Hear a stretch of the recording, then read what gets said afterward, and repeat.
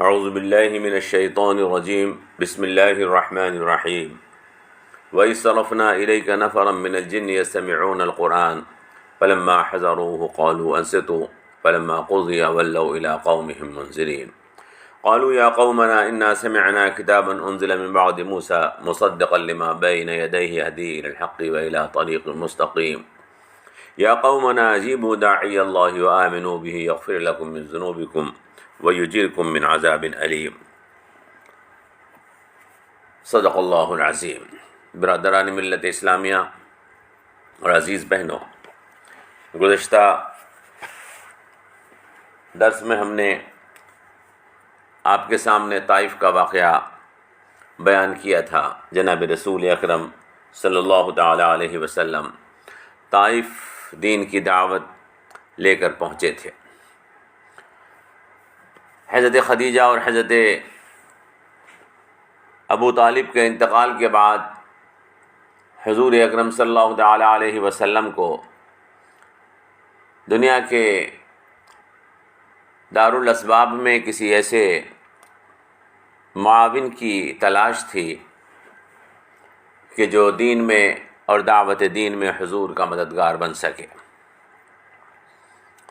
اسی سلسلے میں اللہ کے رسول طائف کے سفر پر تشریف لے گئے تھے، لیکن وہاں پر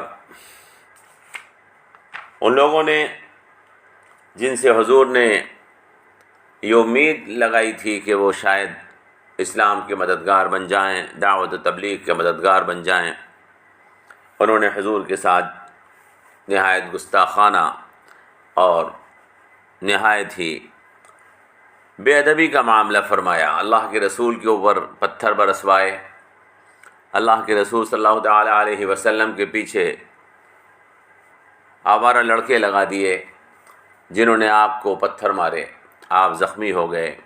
پورا واقعہ ہم آپ کے سامنے پیش کر چکے ہیں۔ وہاں سے واپسی میں اللہ کے رسول صلی اللہ تعالی علیہ وسلم ایک مقام نخلہ کے نام سے مشہور ہے، طائف اور مکے کے راستے میں مقام نخلہ، آپ نے وہاں پر قیام فرمایا۔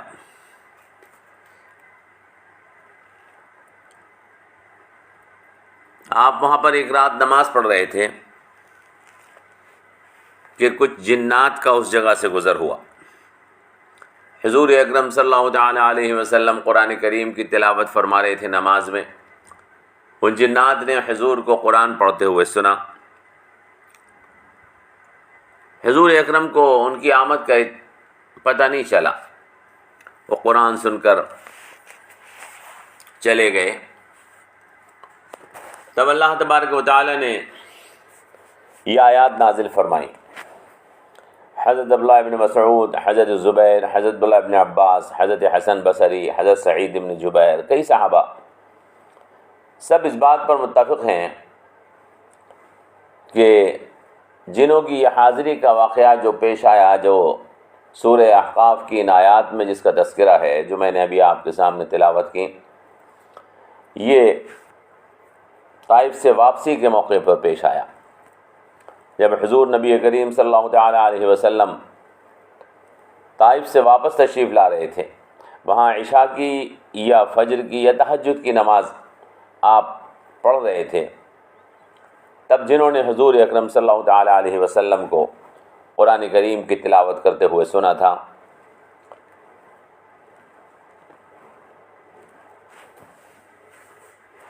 اور یہ آیات اللہ کے رسول صلی اللہ تعالی علیہ وسلم پر اسی واقعے کے سلسلے میں نازل ہوئیں۔ وَإِذْ صَرَفْنَا إِلَيْكَ نَفَرًا مِنَ الْجِنِّ يَسْتَمِعُونَ الْقُرْآنَ، جب ہم جنوں کے گروہ کو آپ کی طرف لے کر آئے تاکہ وہ قرآن کو سنیں، جب وہ اس جگہ پہنچے تو انہوں نے آپس میں کہا کہ خاموش ہو جاؤ۔ پھر جب وہ پڑھا جا چکا تو وہ خبردار کرنے والے بن کر اپنی قوم کی طرف پلٹے۔ فَلَمَّا قُضِيَ وَلَّوْا إِلَىٰ قَوْمِهِمْ مُنذِرِينَ، اور انہوں نے اپنی قوم سے جا کر کہا کہ اے ہماری قوم، ہم نے ایک کتاب سنی ہے جو موسیٰ کے بعد نازل کی گئی ہے، تصدیق کرنے والی ہے اپنے سے پہلے آئی ہوئی کتابوں کی، رہنمائی کرتی ہے حق اور سیدھے راستے کی طرف. مصدقا لما بین یدیہ یہدی الی الحق الی طریق مستقیم. انہوں نے کہا کہ اے ہماری قوم کے لوگوں، اللہ کی طرف بلانے والے کی اس دعوت کو قبول کر لو اور اس پر ایمان لے آؤ. اللہ تمہارے گناہوں سے درگزر فرمائے گا اور تمہیں عذاب علیم سے بچا لے گا. یا قومنا اجیبوا داعی اللہ وآمنوا به یغفر لکم من ذنوبکم ویجرکم من عذاب علیم ومن لا یجب داعی اللہ. اور جو کوئی اللہ کے داعی کی بات کو نہ مانے تو نہ وہ زمین میں کوئی طاقت رکھتا ہے کہ اللہ کو ہرا دے، اور نہ اس کا کوئی حامی اور سرپرست ہے کہ وہ اللہ سے اس کو بچا لے. ایسے لوگ کھلی گمراہی میں پڑے ہوئے ہیں. یہ آیات اللہ تبارک و تعالی نے حضور اکرم صلی اللہ تعالی علیہ وسلم پر نازل فرمائی، جن میں یہ بتایا کہ اگرچہ طائف کے لوگ اس دعوت سے محروم رہ گئے، لیکن اللہ تبارک و تعالی نے جنہوں کی ایک جماعت کو یہ توفیق بخشی کہ انہوں نے قرآن کریم کو سنا اور اس کے اوپر ایمان لے آئے، اور اشارہ دے دیا گیا اس بات کا کہ آپ کو فکر مند ہونے کی کوئی ضرورت نہیں ہے. اگر یہ بدبخت آپ کا ساتھ دینے کے لیے تیار نہیں ہیں تو اللہ تبارک و تعالیٰ کی ایک مخلوق اور جنات کی مخلوق موجود ہے جو آپ کی مدد کے لیے ہر وقت موجود رہے گی. اس طرح حضور اکرم صلی اللہ تعالی علیہ وسلم کے دل کو جو صدمہ اور افسوس تھا کہ مشرکین مکہ نے بھی آپ کے ساتھ بے وفائی کا معاملہ کیا اور طائف والوں نے بھی آپ کے ساتھ بے وفائی کا معاملہ کیا، جنہوں کے ایمان لانے کے اس واقعے کے بعد حضور اکرم صلی اللہ تعالی علیہ وسلم کے دل کو تسلی ہوئی ہے. اللہ تبارک و تعالی اپنے دین کو غالب فرمائے گا. چنانچہ جب مکے کے قریب پہنچے تو زید بن حارثہ جو اس موقع پر حضور اکرم صلی اللہ تعالی علیہ وسلم کے ساتھ موجود تھے، انہوں نے عرض کیا کہ یا رسول اللہ، ہم مکے میں کس طرح داخل ہو سکتے ہیں؟ مکے والوں نے ہمیں مکے سے نکال دیا ہے. آپ نے فرمایا کہ اے زید، اللہ تعالیٰ اس مصیبت سے رہائی کی کوئی صورت ضرور پیدا فرمائے گا، اور اللہ اپنے دین کا حامی اور مددگار ہے. یقیناً وہ اپنے نبی کو سب پر غالب کرے گا. پھر آپ نے مکے کے قریب پہنچ کر غار حرا میں پہنچ کر اخنس ابن شریق ایک آدمی تھا، اس کے پاس پیغام بھیجا کہ میں مکے آنا چاہتا ہوں، آپ مجھے اپنی پناہ میں مکے میں بلا لیجئے. اخنس نے کہا کہ میں قریش کا دوست ہوں، اس لیے میں قریش کے مقابلے کے اوپر آپ کو پناہ نہیں دے سکتا. اس کے بعد حضور اکرم صلی اللہ تعالی علیہ وسلم نے یہی پیغام سہیل ابن عمرو کے پاس بھیجا. سہیل ابن عمرو نے انہوں نے بھی حضور اکرم صلی اللہ تعالی علیہ وسلم کو پناہ دینے سے منع کر دیا. اس کے بعد آپ نے ایک پرچہ لکھ کر مطعم ابن عدی کے پاس یہ پیغام بھیجا کہ میں مکے میں آپ کی پناہ میں مکہ آنا چاہتا ہوں. مطعم کو اللہ تبارک و تعالی نے توفیق عطا فرمائی اور اس نے حضور کی اس پیشکش کو قبول کر لیا، اور اپنے بیٹوں کو اور قوم کے کچھ لوگوں کو بلا کر کہا کہ ہتھیار لگاؤ، میں محمد صلی اللہ علیہ وسلم کو پناہ دیتا ہوں. میں نے محمد صلی اللہ علیہ وسلم کو پناہ دے دی ہے. اب جو کوئی بھی محمد صلی اللہ علیہ وسلم کے اوپر انگلی اٹھائے گا وہ مجھ سے لڑائی مول لے گا. اس نے خانہ کعبہ کے قریب کھڑے ہو کر آواز لگائی کہ اے قریش کے لوگوں، میں نے محمد کو پناہ دے دی ہے، اب کوئی ان کے ساتھ کوئی تعرض نہ کرے. حضور اکرم صلی اللہ تعالی علیہ وسلم مطعم ابن عدی کی پناہ میں مکے میں داخل ہو گئے. آپ سیدھے حرم تشریف لائے، حجر اسود کو بوسہ دیا، طواف کیا، 2 رکعت نماز ادا کی، اور پھر آپ اپنے مکان کے اوپر واپس تشریف لے گئے. مطعم اور اس کے بیٹے چاروں طرف سے حضور اکرم صلی اللہ تعالی علیہ وسلم کو گھیرے ہوئے تھے، حضور کو پناہ میں لیے ہوئے تھے.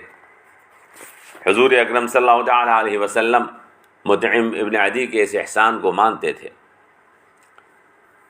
چنانچہ جنگ بدر کے موقع کے اوپر جو جنگ بدر کے قیدی حضور اکرم صلی اللہ تعالیٰ علیہ وسلم کے پاس تھے، ان کے بارے میں حضور نے فرمایا تھا، اگر آج مطعم ابن عدی زندہ ہوتا اور وہ مجھ سے ان قیدیوں کے چھوڑنے کے لیے درخواست کرتا تو میں اس کی درخواست کو قبول کر کے ان سب کو چھوڑ دیتا۔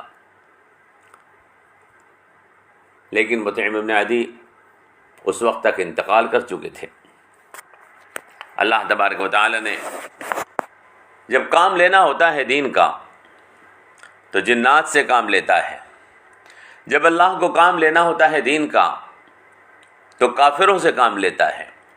اللہ کو جب کام لینا ہوتا ہے دین کا تو جو لوگ ایمان نہیں لائے ہوتے ان لوگوں سے بھی کام لیتا ہے۔ یہ اللہ کا دین ہے، اور لوگوں کے قلوب، تمام جنات اور انسان، ان کے قلوب اللہ کے ہاتھ میں ہیں، اور اللہ لوگوں کے دلوں کو جب چاہے دین کی طرف موڑنے کی طاقت رکھتا ہے۔ میرے عزیزو، حضور اس طریقے کے ساتھ مکہ مکرمہ میں دوبارہ سے تشریف لے آئے۔ اسی دوران ایک صاحب طفیل عمرو دوسی یہ مکہ آئے۔ رسول اللہ صلی اللہ علیہ وسلم دین کی دعوت کام میں مشغول تھے، لوگوں کو کلمہ توحید کی طرف بلا رہے تھے۔ طفیل بہت بڑے خاندان کے آدمی تھے، شاعر تھے، سمجھدار تھے، مہمان نواز تھے، قریش مکہ کے دوست تھے۔ جب طفیل مکہ آئے تو کچھ لوگ طفیل کے پاس آئے اور کہا کہ ہم میں ایک شخص پیدا ہو گیا ہے، اس نے قوم میں تفرقہ ڈال دیا ہے، وہ کچھ پڑھ کر سناتا ہے، وہ بڑا جادوئی کلام ہے، جو کوئی بھی اس کلام کو سن لیتا ہے وہ اپنے باپ، بیٹے اور بھائی، میاں بیوی سے بھی الگ ہو جاتا ہے۔ آپ اس سے بچتے رہنا، ہمیں اندیشہ ہے کہ آپ اور آپ کی قوم کہیں اس مصیبت میں مبتلا نہ ہو جائے۔ کوشش کیجیے گا کہ اس کی بات نہ سنیں۔ قریش نے ان کو اتنا ڈرایا کہ انہوں نے اپنے کانوں میں کپڑا ٹھونس لیا کہ کہیں ایسا نہ ہو کہ اس کا جادوئی کلام میرے کانوں میں پڑ جائے۔ لیکن اتفاقاً ایک روز مسجد حرام میں گئے تو کیا دیکھا کہ حضور اکرم صلی اللہ تعالیٰ علیہ وسلم ایک طرف کو کھڑے ہوئے قرآن پڑھ رہے ہیں۔ طفیل کہتے ہیں کہ میرے کانوں میں قرآن کی آواز پڑی تو میں قریب گیا اور میں سننے لگا۔ اگرچہ میں یہ چاہتا تھا کہ میں قرآن کو نہ سنوں، مگر اللہ نے چاہا کہ میں سنوں، چنانچہ میں سنتا رہا۔ مجھے قرآن کا سننا نہایت اچھا لگا۔ میں شاعر ہوں اور میں جانتا ہوں کہ کلام کیسے ہوتے ہیں، لہذا میں کلام ضرور سنوں گا۔ چنانچہ جا کر حضور اکرم صلی اللہ تعالیٰ علیہ وسلم کو قرآن پڑھتا ہوا سننے لگے۔ کہنے لگے کہ اگر غلط ہوگا تو چھوڑ دوں گا، اور اگر صحیح ہوگا تو قبول کر لوں گا۔ چنانچہ حضور اکرم صلی اللہ تعالیٰ علیہ وسلم جب واپس ہوئے حرم سے تو یہ بھی پیچھے ہو لیے، حضور کے پاس پہنچے، آپ سے عرض کیا کہ آپ کی قوم نے مجھے آپ کا کلام سننے سے اس قدر ڈرا دیا تھا کہ میں نے اپنے کانوں میں کپڑے ٹھونس لیے تھے کہ میں آپ کی بات نہ سنوں، مگر خدا کی مشیت اور خدا کی رضامندی یہی ہے کہ میں آپ کا کلام سنوں۔ جو کچھ میں نے سنا ہے وہ مجھے بڑا اچھا معلوم ہوا، آپ مجھے اپنا کچھ دین پیش کیجئے، اپنا کلام سنائیے۔ حضور اکرم صلی اللہ تعالیٰ علیہ وسلم نے ان کے سامنے کلمہ توحید پیش کیا۔ اللہ کے سوا کسی کی عبادت مت کرو، ان بتوں میں کوئی طاقت نہیں ہے، یہ معبود نہیں ہیں۔ اور پھر قرآن کریم کی تلاوت فرمائی۔ قرآن کریم کی کون سی آیات تلاوت فرمائیں؟ معوذتین تلاوت فرمائیں یا اور آیات؟ کہتے ہیں کہ میں نے کلام سنا تو میں سمجھ گیا کہ یہ نہایت عمدہ کلام ہے، اور جو تعلیمات اس کے اندر پیش کی گئی ہیں وہ نہایت صحیح ہیں۔ لہذا میں اسی وقت مسلمان ہو گیا اور آپ سے عرض کیا کہ اللہ کے نبی، میں اپنی قوم کا سردار ہوں، اور میرا ارادہ یہ ہے کہ میں اپنی قوم کو اسلام کی دعوت دوں۔ آپ اللہ سے دعا کیجئے کہ اللہ مجھے کوئی نشانی عطا فرمائے جو میری مددگار ہو۔ آپ نے دعا فرمائی، اے اللہ اس کو کوئی نشانی عطا فرما دے۔ چنانچہ کہتے ہیں کہ جب میں اپنی بستی کے قریب پہنچا تو میری پیشانی کے اوپر ایک روشنی نمودار ہو گئی۔ میں نے اللہ سے دعا کی کہ اے اللہ اس نور کو بجائے چہرے کے کسی اور جگہ منتقل فرما دے، میری قوم کے لوگ کہیں اسے یہ نہ سمجھیں کہ یہ میرے چہرے میں سے کیا نکل رہا ہے۔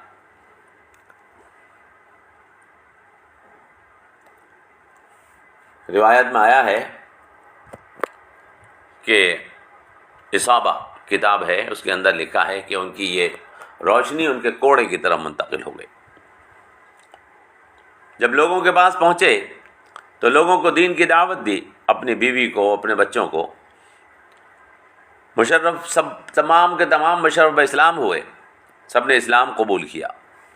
قبیلے کے لوگوں کو بلایا، ان کو دین کی دعوت دی، انہوں نے بھی اسلام قبول کیا۔ سن 7 ہجری تک ان کی دعوت کے نتیجے میں 70 یا اس سے بھی زیادہ لوگ اسلام قبول کر چکے تھے۔ فتح مکہ کے بعد انہوں نے حضور اکرم صلی اللہ علیہ وسلم سے درخواست کی کہ وہ بت جو ان کے قبیلے کے اندر پوجا جاتا تھا، جس کی پرستش کی جاتی تھی، اس کو جلانے کی اجازت دے دیجیے۔ چنانچہ حضور اکرم صلی اللہ علیہ وسلم نے اجازت دے دی کہ اس بت کو جلا کر ختم کر دیا جائے۔ لہذا یہ بت کو جلا کر حضور اکرم صلی اللہ علیہ وسلم کی خدمت میں حاضر ہوئے۔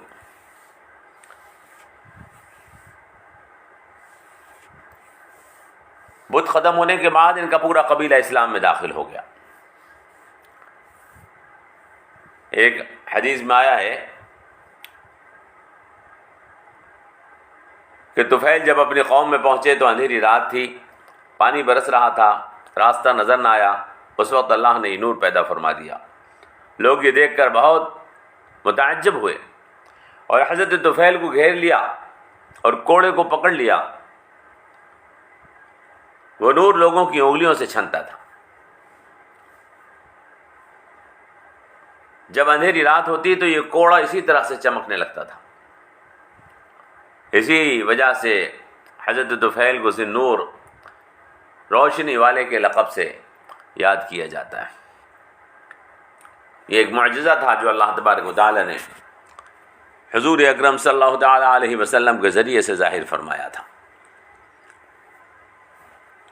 معجزاتی طور پر اگر ایسا کچھ ہو گیا ہو جو واقعہ بیان کیا گیا اصابہ وغیرہ کے اندر، خصائص کبریٰ کے اندر، استیعاب کے اندر، تو اس میں کوئی اشکال نہیں ہے۔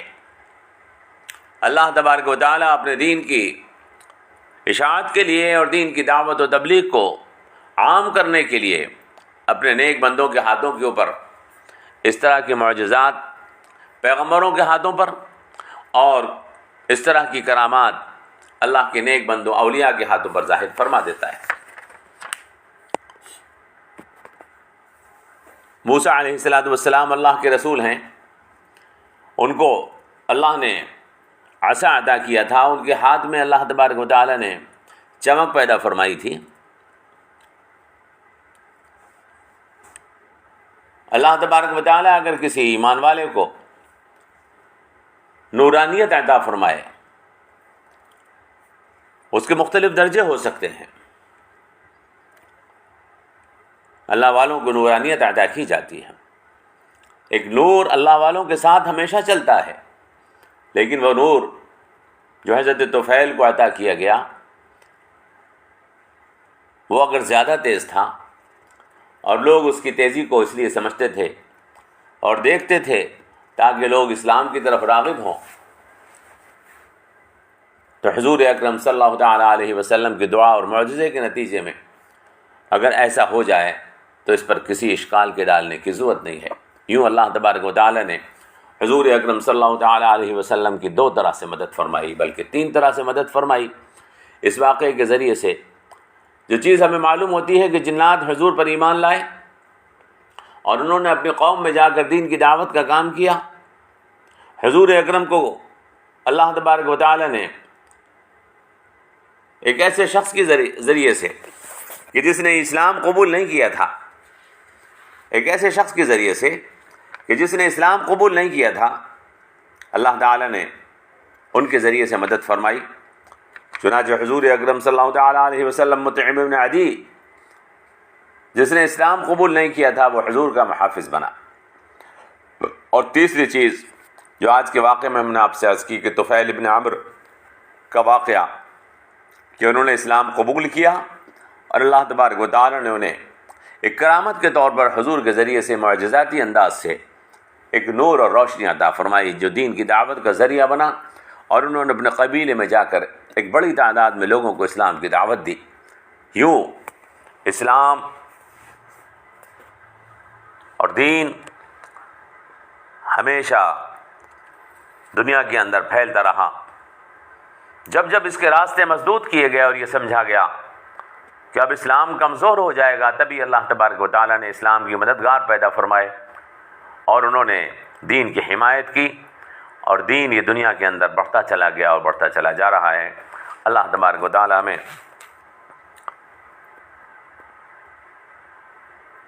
اس بات کو سمجھنے کی توفیق عطا فرمائے، اس بات کو محسوس کرنے کی ضرورت ہے اور اس بات کو سمجھنے کی ضرورت ہے کہ یہ دین کسی کا محتاج نہیں ہے، یہ دین اللہ کا دین ہے، یہ دین اللہ کے رسول کا دین ہے، یہ لوگوں کا محتاج نہیں ہے۔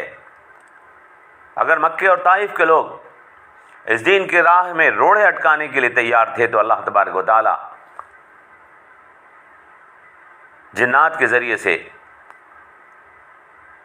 طفیل ابن عمرو کے ذریعے سے، مطعم ابن عدی کے ذریعے سے اس دین کی دعوت کو کھول رہا تھا اور عام کر رہا تھا، اور دین دنیا کے اندر پھیل رہا تھا۔ یہ حضور کے سہارے بن رہے تھے، حضور کے مددگار بن رہے تھے۔ یوں اللہ تعالیٰ نے یہ طریقہ چلایا ہوا ہے کہ جب دین کے راستے کو بند کیا جائے گا تو اللہ ایک راستے کی جگہ دوسرے راستے کو کھول دے گا۔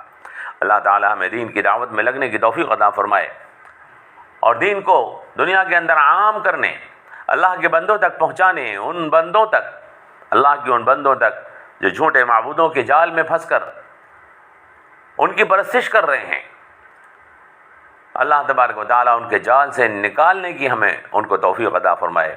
والسلام علیکم ورحمۃ اللہ وبرکاتہ۔